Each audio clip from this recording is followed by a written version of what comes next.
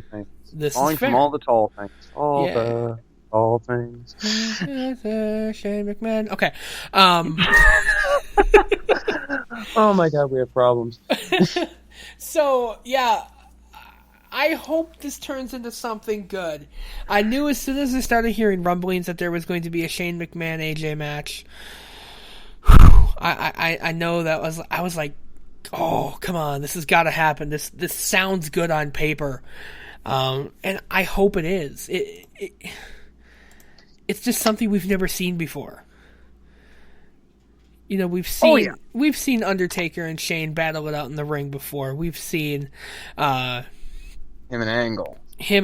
We've seen a lot of great iconic matches, but we've never seen AJ Styles versus Shane McMahon, which sounds amazing on paper. On paper. Yeah, I mean, yeah. Just saying. I don't want to be the one that brings you down here. I'm just saying. Just saying. On paper. It could be good. It could be fucking amazing. I'm hoping this is a show stealer. Oh god, me too. I know how this is going to sound. I realize that.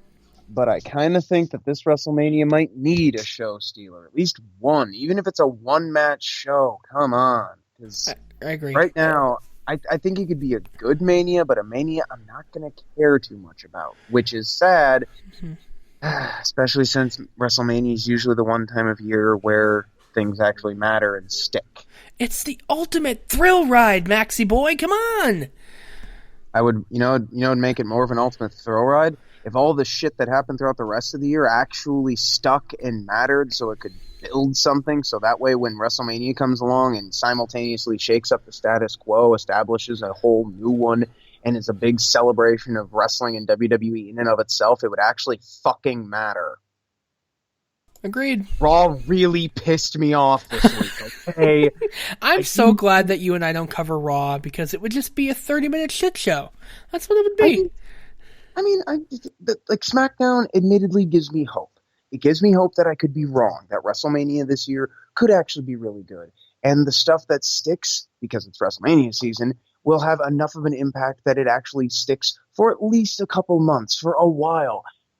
But at the same time, it's just everything. Like the Shane and AJ thing is like a great example. It has such great buildup. It's never been done before. It's AJ fucking Styles and Shane McMahon.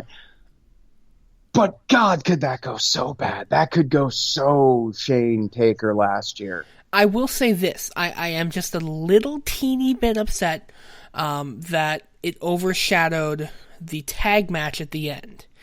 I think that was kind of inevitable because it was something featuring an authority figure, something featuring someone in Shane's case who is also a a pseudo retired part timer, that kind of deal, and it involved a McMahon. You put all three of those together, and it's going to overshadow something. I also genuinely thought that they ran out of time. I honestly think they ran out of time this week. It feels like they ran out of time.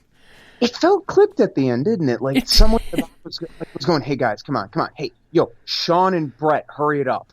Right. Here's what I thought. I looked at my roommate. I said, "The American Alpha and the Usos are the main event? That doesn't make sense to me." There was no build-up. There was no... I thought it was going to be another in-ring promo with Shane coming to the ring and AJ coming out of nowhere and blasting him again. That, some sort of situation like that where it kind of brought the show for a full circle. But no, it ended with Shane just like stepping out onto the ramp and saying, AJ's got an opponent at WrestleMania now. And then, they literally, as soon as he said that, they cut the show. Pretty much. I genuinely think they ran out of time this week. It kind of feels like that, and which is really weird, because if that is the case, I could see that kind of thing happening during the Attitude Era, or even the Ruthless Aggression Era, or obviously any time before the Attitude Era, because a lot of times they would let things kind of stay a little uncontrolled like that, because, it helped keep up the illusion, as it were. But nowadays, they don't need to worry about keep doing that. They just need to worry about telling their stories. And they also, it's WWE. They hyper control everything. Like, I have OCD and I'm not as bad as them.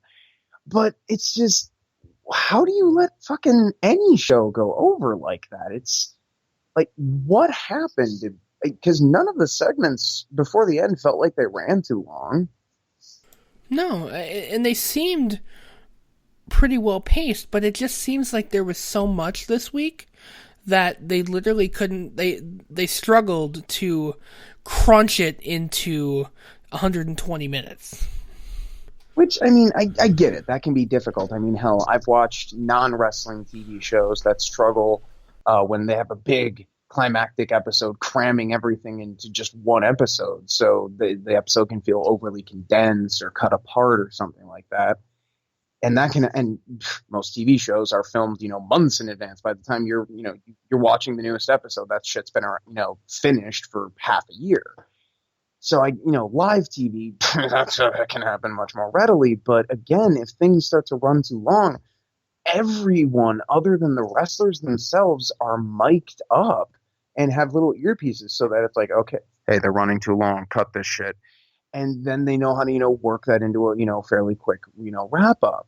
So I'm just like, maybe it really was just, okay, we have to cram all of this in, but you still got a couple weeks before Mania. So I don't know. It's kind of weird. I don't know what happened. Yeah. So I want to take the last few minutes here, and I kind of want to run through the WrestleMania card up till now. Okay. And if I miss a match or two, I'm sorry. It's late. I had a long day at work. Absolutely. Yeah. Let's take a look here. Let's start with the Raw card. We'll start with the easy one. Taker and Reigns. I know. They had Taker and Braun staring down, and you could hear it. The fucking crowd was like, "Oh yeah!" And then he got out of the ring, and we all knew it was coming. And the crowd was like, "I hate life. This isn't really happening. This is just one continuous. You minded, I would hate you." There were parents in that audience that had looks on their faces that clearly communicated to me, "I would hate you less if you just punched my kid." Yeah. Hate this match. Yeah. Man. The Cruiserweight Championship match, Neville going up against the winner of the 5-way match tonight on 205 Live. I'm pretty sure it's going to be Austin Aries. Yeah. And I'm just, I cannot wait for that one. Austin Aries has been going so stiff, and Neville is just going to truck him. And if any match steals the show on Mania, it's probably going to be that one. Yeah. At least in terms of the wrestling quality. Right, and like I said, I've always enjoyed Austin Aries in the ring, and I think him and Neville can put on a hella good match. Oh, God. So the SmackDown Women's Championship match, again, Alexa Bliss versus the entire SmackDown Women's roster. The stipulation of the match, because there's got to be one, has not been announced yet. We'll update that on our Twitter pages once we find out more. I'm thinking it's going to be...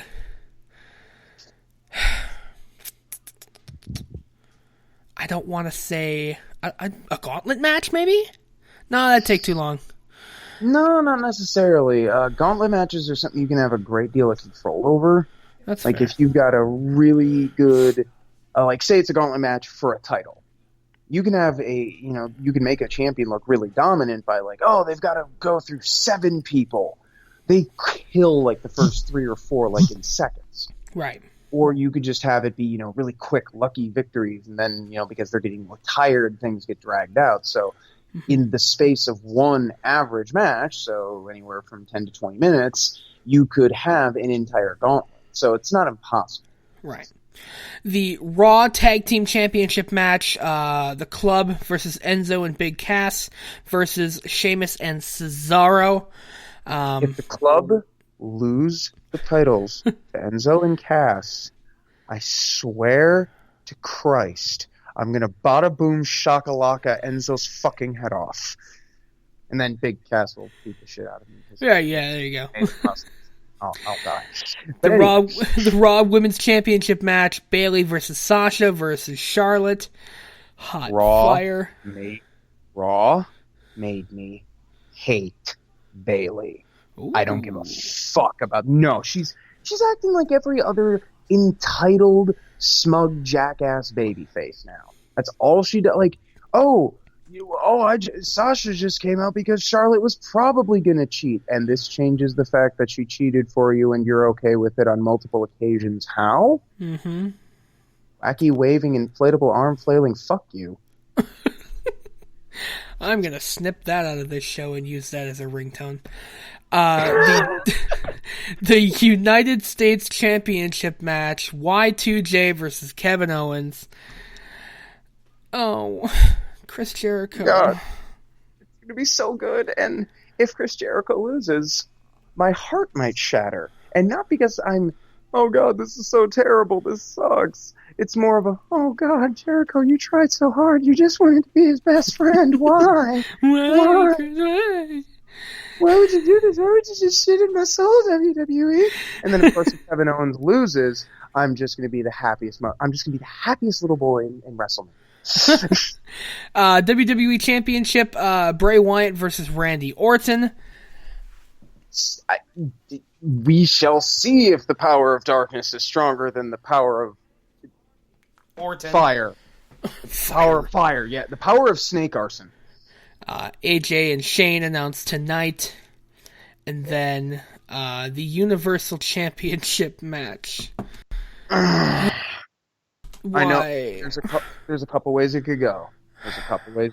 They're either going to have Goldberg just recreate, the last time he beat Lesnar and just truck him in less than a minute, or they'll have Brock Lesnar truck him in like less than 5 because, no offense to Bill Goldberg, he can't have a match.